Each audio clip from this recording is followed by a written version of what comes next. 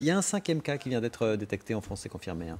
Il y a un cinquième cas qui vient d'être détecté. Alors, moi, j'ai un peu peur qu'on soit sur un virus, un peu comme la grippe. Vous savez, chaque année en France, il y a 2 à 8 millions de personnes qui ont la grippe. Là, on est sur des chiffres. Alors, pour l'instant, on est sur des chiffres qui se comptent sur les doigts de la main en France. En Chine, on est sur des chiffres de l'ordre de plusieurs milliers, peut-être même de plusieurs centaines de milliers. Des scientifiques, je disais cette nuit, ont sorti un éditorial en disant on est probablement plus de l'ordre de 200 000 cas en Chine plutôt que de 5 ou 7 000 comme les autorités chinoises sont en train de le dire, sachant que c'est très compliqué de dénombrer le nombre de cas. Quand ils sont graves, ils vont à l'hôpital, on peut les détecter, on peut les quantifier. Quand il y a simplement un syndrome viral, eh bien, il n'y a pas de consultation hospitalière, donc il n'y a pas de détection de ce cas-là. Je reviens sur ce qui s'est passé en France. En fait, ce cinquième cas, c'est la fille du quatrième cas, qui n'avait pas été repéré au moment où il est allé aux urgences, et donc du coup il est reparti chez lui, et c'était bien un cas, et du coup il y en a un cinquième. C'est ça qui s'est passé. Ça veut dire quoi sur l'analyse des symptômes?